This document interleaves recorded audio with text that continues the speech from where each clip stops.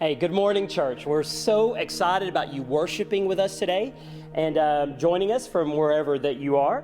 We want to make sure that everyone knows that we are coming back together in worship on June the 7th. Now, it will look a little bit different. We're going to have two services, one at 9 and the other at 10:30. Now, what you need to do is go into the church website, milestraightbc.org, return to worship, and you'll see there when you get on the website.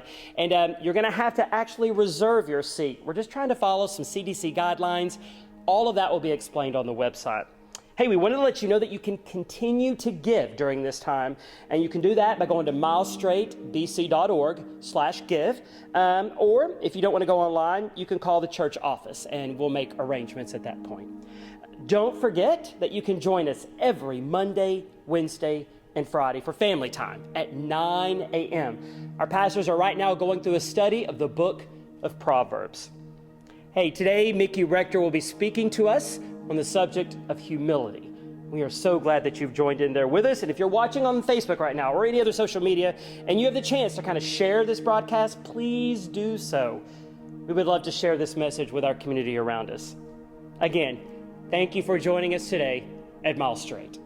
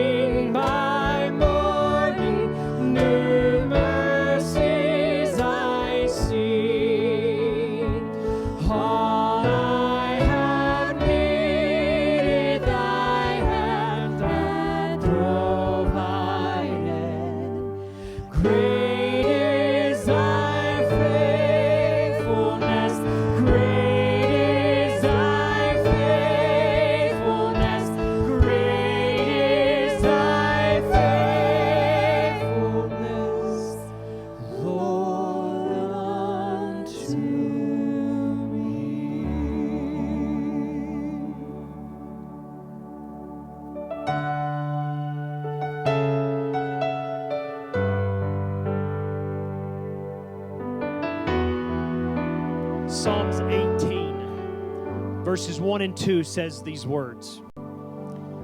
It says, I love you, Lord, my strength. The Lord is my rock, my fortress, and my deliverer. My God, my rock, where I seek refuge. My shield and the horn of my salvation. My stronghold. I called to the Lord who is worthy of praise, and I was saved from my enemies. Is he your rock? Is he your refuge during the craziness of everything that's happening right now? Is he who you go to as your foundation? Would you sing this with us this morning?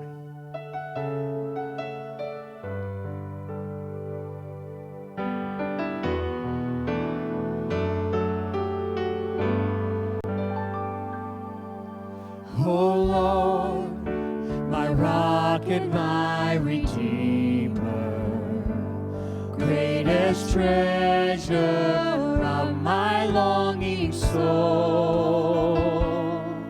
My God, like you there is no other. True delight is found in you alone. Your grace, a well too deep to fathom. Your love exceeds the heavens' reach. Your truth, a fount of perfect wisdom, my highest good and my unending need.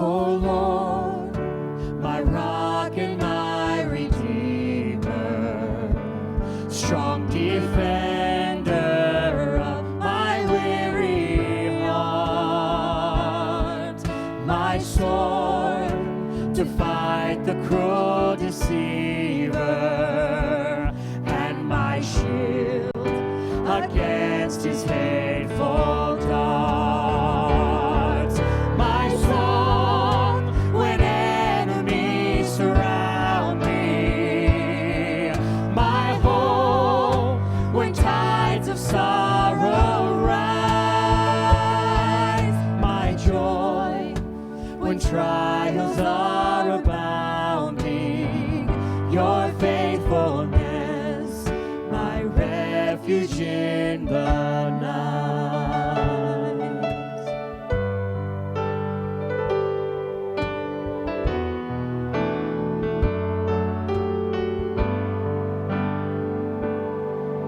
O Lord, my rock and my redeemer, gracious Savior of my ruined life,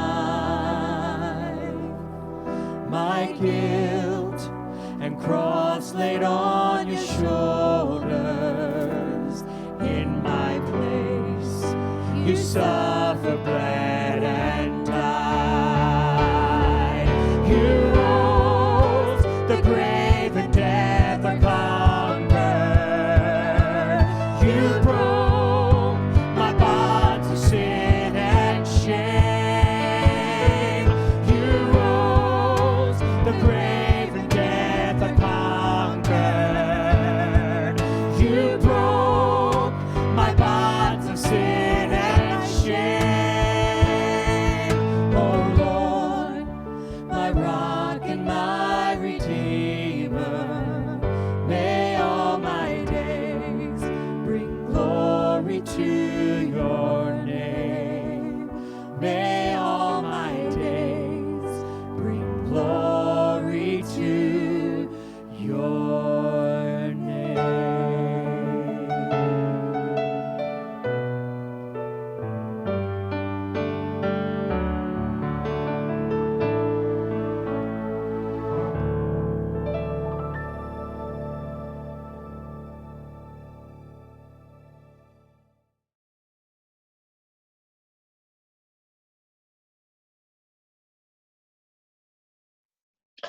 Good morning, Miles Strait. It's time for another family spotlight, and today we have the Taylor family. How you guys doing this morning?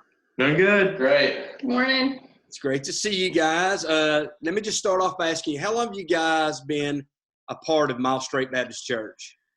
Well, Rhonda and I started dating way back in 1993.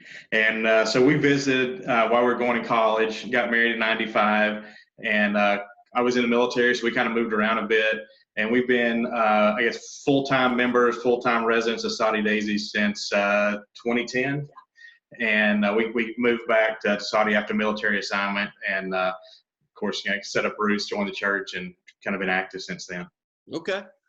Well, we like this family spotlight. And actually, believe it or not, it's actually Jeremy's idea to do this a few weeks ago. And so I'm like, automatically, the Taylor family has got to be part of it. But he didn't run that idea by me first. I bet he didn't. But it is a great way for our church just to kind of get to know each other. And, we just assume everybody knows what people do for a living and stuff. But probably most people don't know what you guys do. So, Jeremy, what do you do for a living? I work for Delta Airlines. I'm a pilot for those guys based down in Atlanta. Okay. And actually, right now, you're more into training pilots, right? Yeah, I work in the training department. So my job is basically, as new pilots at Delta want to fly Airbus, then I train those guys on how to do that. Okay. So how has everything that's been going on, how has that affected your job? Well, it's been kind of crazy like everybody else. I don't think there's anyone who's not been affected. Big deal is I've been home this month. So we got sent home on April 2nd. They closed the training center and went through the whole decontamination, disinfecting, but getting ready to go back to work this next weekend. Okay, great. And Rhonda, I know you're a school teacher at Saudi Daisy Middle School. Now, what do you teach there? I teach STEM and science, but hopefully next year I'm going to be the librarian. Okay, great. So the fact that you were raised at the church at Miles Strait, I was just curious, can you think of anybody that comes to your mind, like when you were growing up, that really impacted your life, that had a huge impact on your life?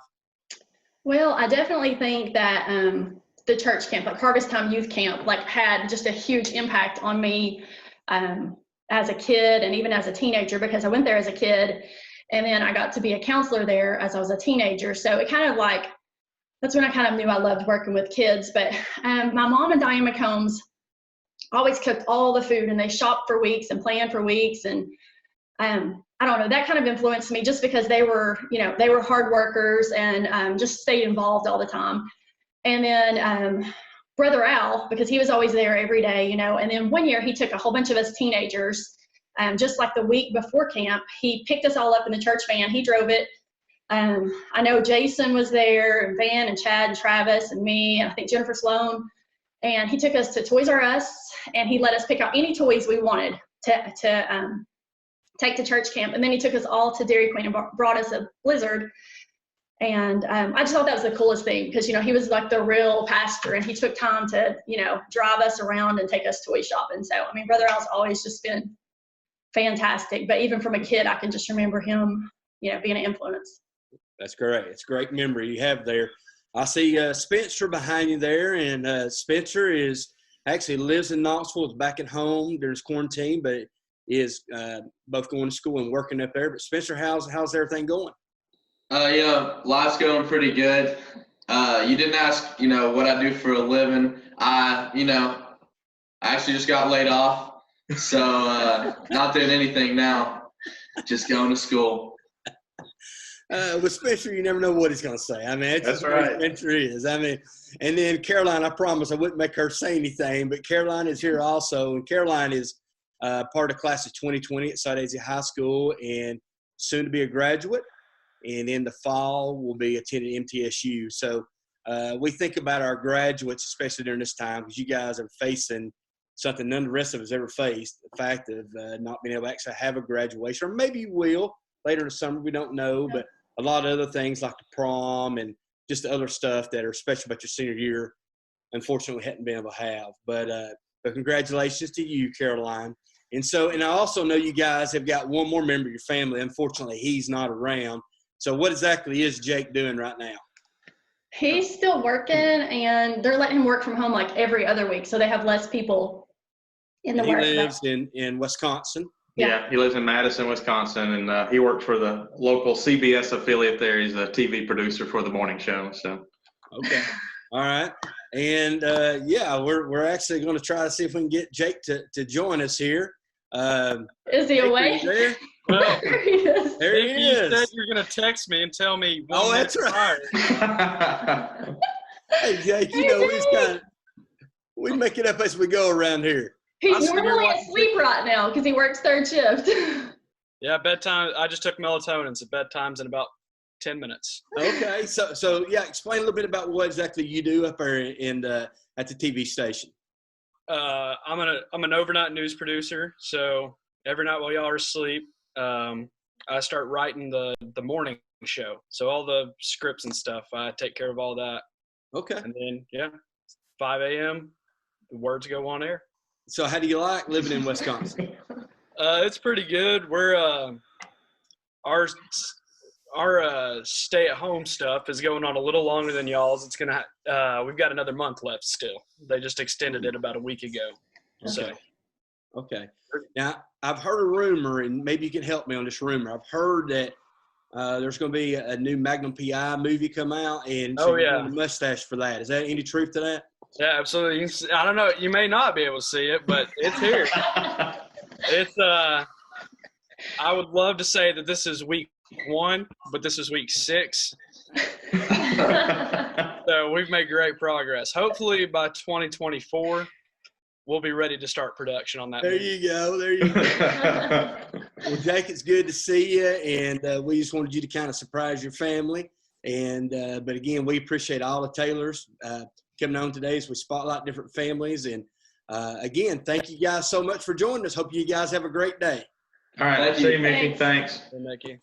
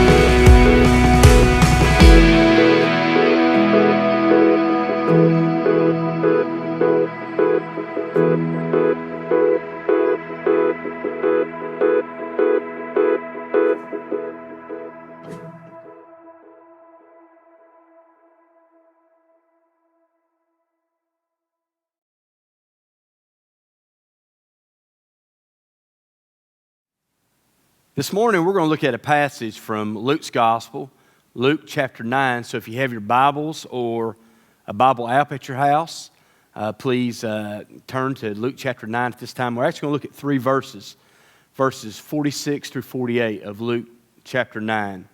On February 25th, 1964, a young 22-year-old boxer shocked the world when he defeated the world heavyweight champion Sonny Liston in Miami, Florida.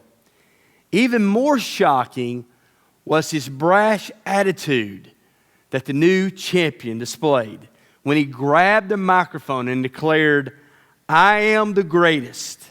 I'm the greatest that has ever lived. I'm the king of the world.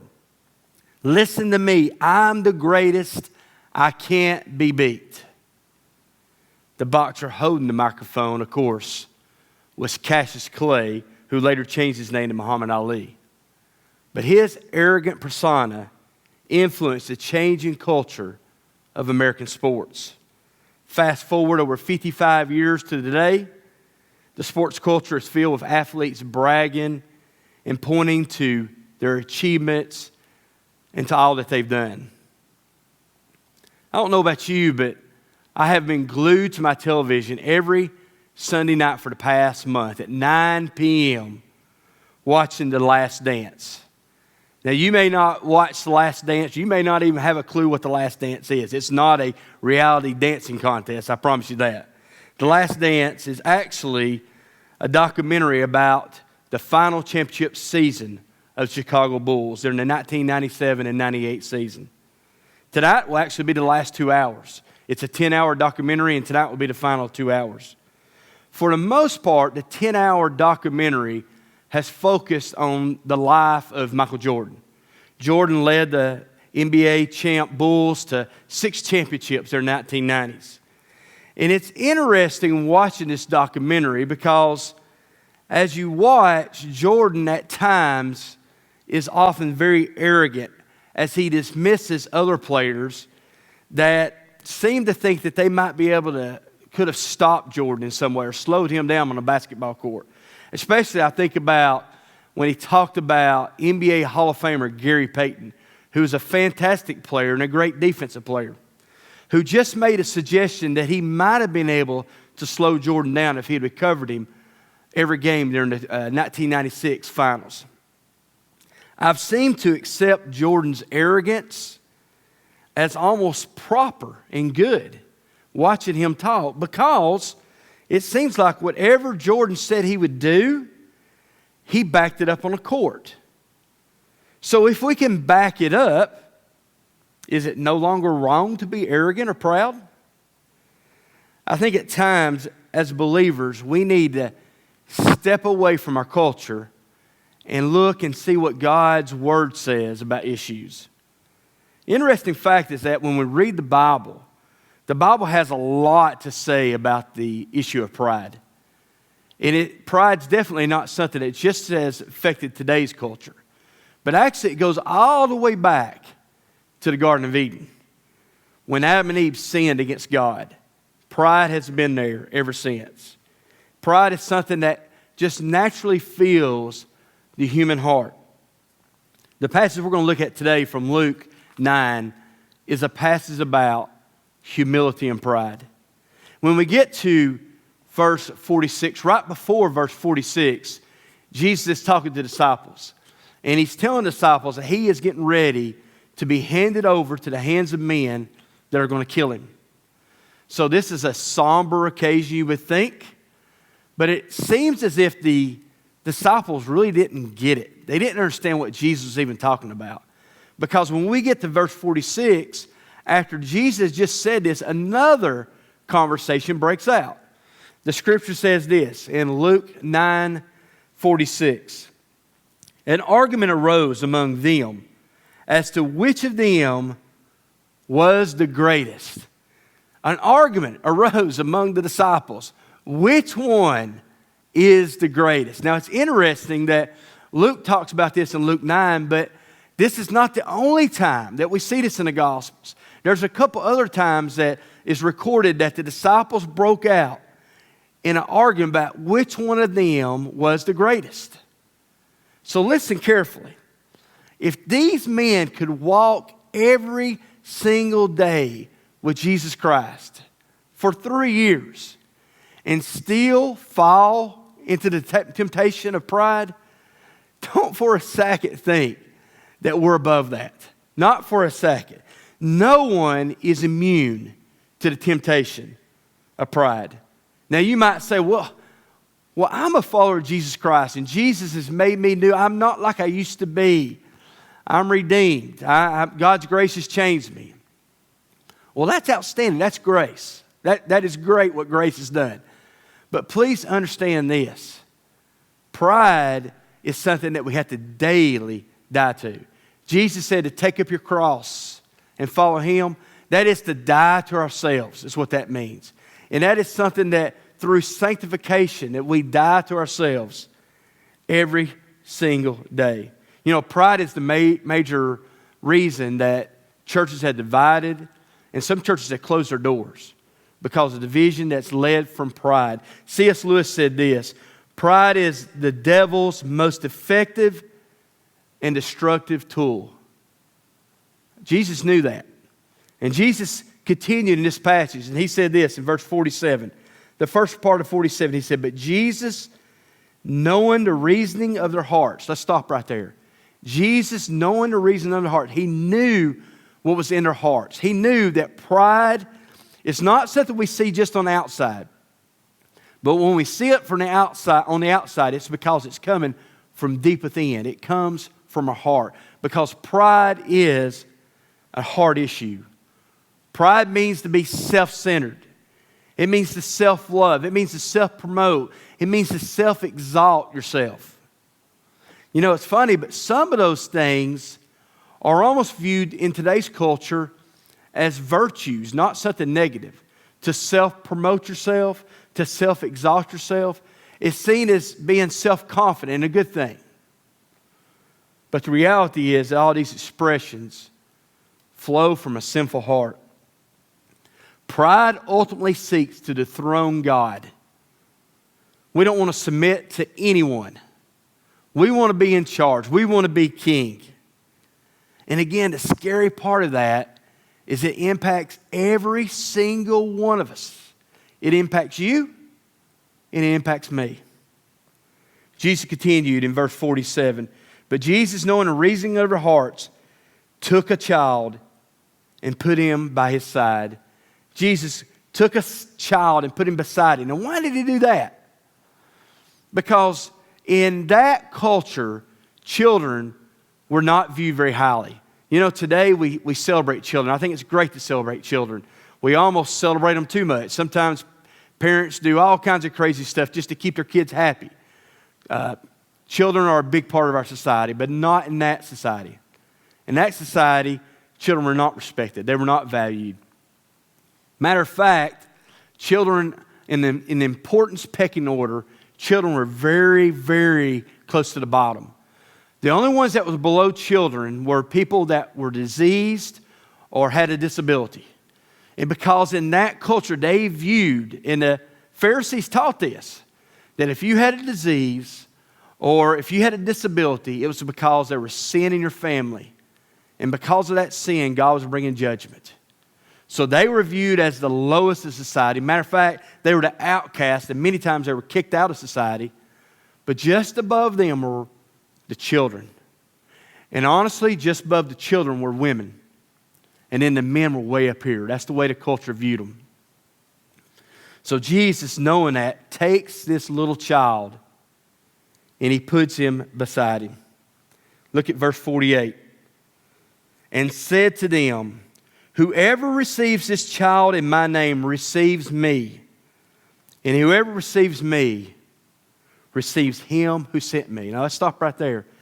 Jesus said, whoever receives this child, whoever receives the least, is basically what he's saying, receives me. And whoever receives me receives the Father who sent me. So to receive the least is to receive God, is what Jesus is saying. Then he closes that out. The last part of verse 48. For he who is least among you all is the one who is the greatest. He who is least among you all is the one who is the greatest. Now, we automatically see there the connection that Jesus is saying between humility and greatness. They just go together. The Bible teaches it all through its pages that humility is the thing that God approves of, and that's the things that make us great. Proverbs 29:23 says this, one's pride will bring him low, but he who is lowly, talking about the humble, in spirit will obtain honor. Another verse later in Luke's gospel, Luke 14:11, for everyone who exalts himself will be humbled, and he who humbles himself will be exalted. Paul writing in Philippians 2:3, do nothing from selfish ambition or conceit, but in humility count others more significant than yourself. Humility, greatness. Do you see the connection of what Jesus is saying there? Now wait just a second though. Our culture says that those who make the most money, that those that are the greatest athletes, that those who are most famous, that those who have the most possessions, that those who are the wisest people in our culture, those are the ones that are great. But Jesus is saying that isn't always the case. Matter of fact, it's most of the time not the case. Actually, Most of the time, it's the opposite. The one who is the least, the one who serves others, especially those who cannot help themselves. That is what greatness means. And you know what? Deep down, we know that's true. Deep down, we know it's true. We know that this culture is really just promoting empty lies. It is. Because life is not about what you can get. It's not. It's really about what you can give away. We, being the members of Miles Straight Baptist, had the privilege of watching someone live their life like Jesus is sharing here in Luke 9. Maybe not perfectly, but close to it. Brother Al went home to be with the Lord a little over a week ago. And his humility and desire to lift up others was really incredible. Brother Al was a servant. If you needed him, he was there. He was there just not for a month, just not for a year, just not for a decade, but for over 56 years. He faithfully served the families in his church. I remember getting a phone call from Brother Al. I had not been at the church very long, and I started in May, and so this is sometime in the summer, a couple months later. Brother Al calls me and invites me to go to lunch later in the week. So I said, sure, absolutely. So I just assumed that Brother Al wanted to spend some time with me and kind of get to know me a little better. So I was all about that. So anyway, he picks me up at the church and we start heading. I didn't realize at the time until later that with Brother Al, if you're going to go to eat, there's only certain places you're going to go to eat. If you're heading towards Red Bank, you're probably heading to Typhoon to Tokyo. If you're going down 153, a lot of times he used to go to Ruby Tuesdays a lot. But later it was Longhorn Steak. Matter of fact, that was the last place that I ate with him. And it was interesting because the waitress came up and she knew his order before he even ordered.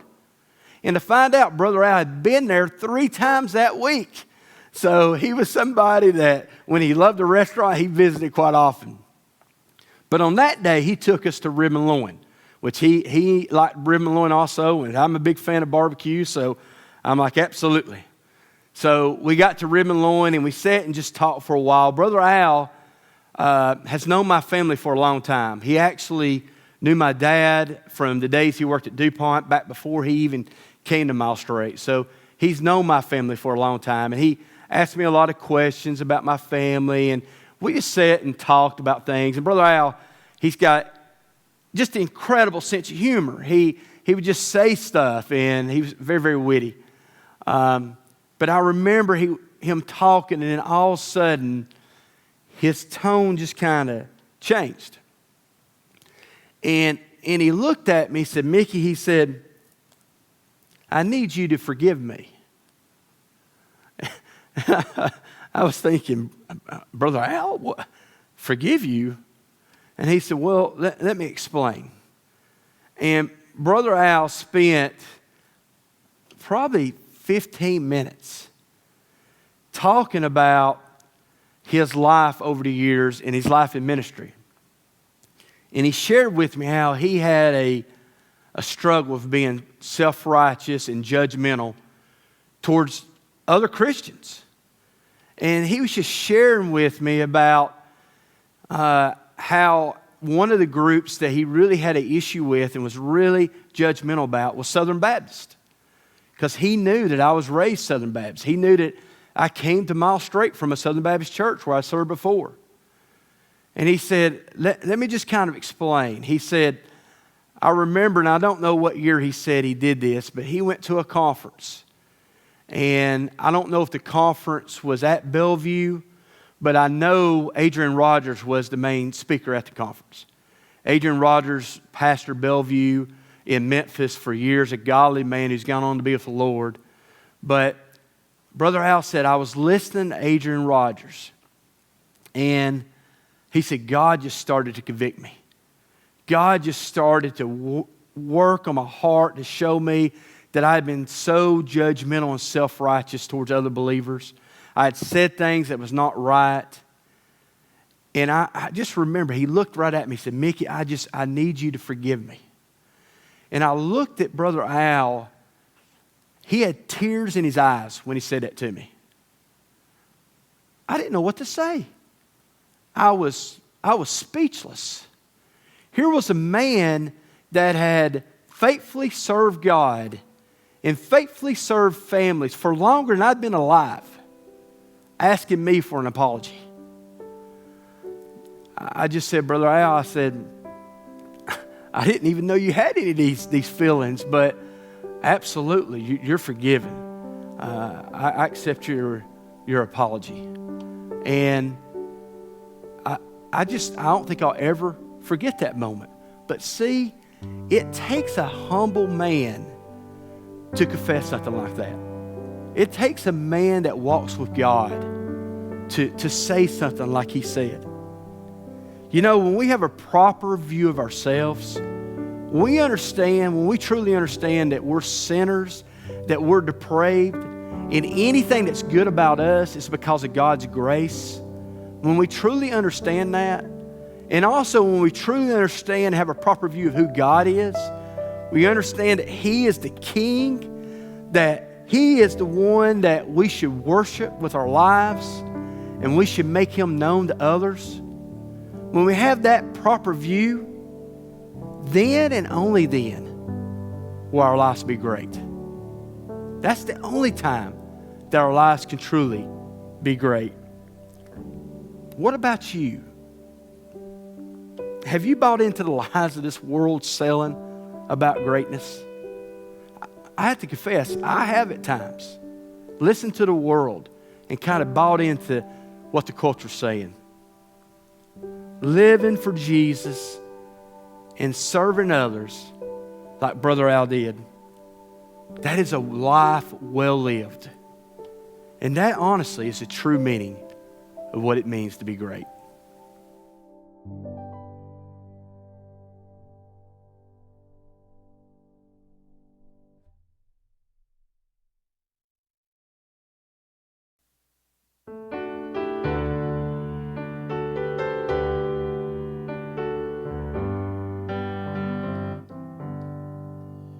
There is coming a day when no heartache shall come, no more clouds in the sky, no more tears to dim the eye, and all is peace forevermore on that happy golden shore.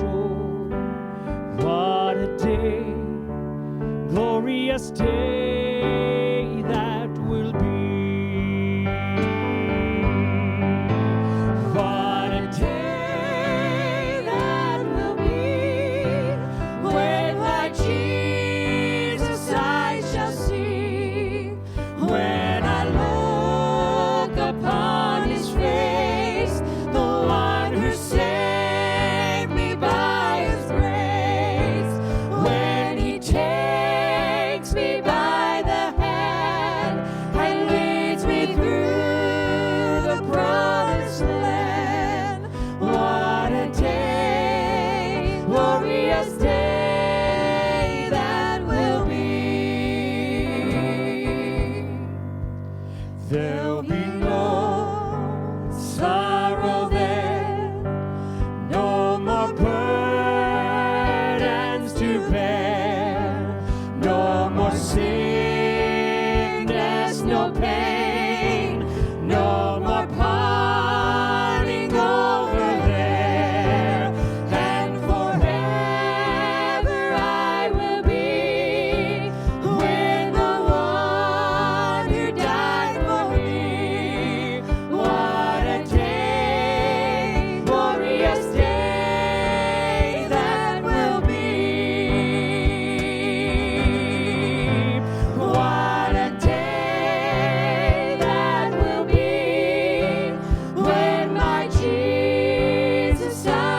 mercy. When I look upon his face, the one who saved me by his grace, when he takes me by the hand and leads me through the promised land, what a day, glorious day that will be. What a day, glorious day that will be.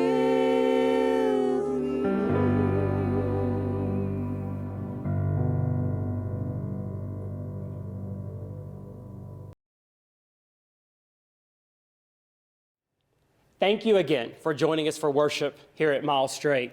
Hey, we just want to say one more time that we are excited about returning on June the 7th. And again, there will be 2 services, 9 and 10:30. So check out our website, find out more information on what that looks like, and also know that we will continue to be broadcasting online as well. And during all this time, just as Pastor Tom has always said, if you need our help, please reach out to us. God bless. Have a wonderful day.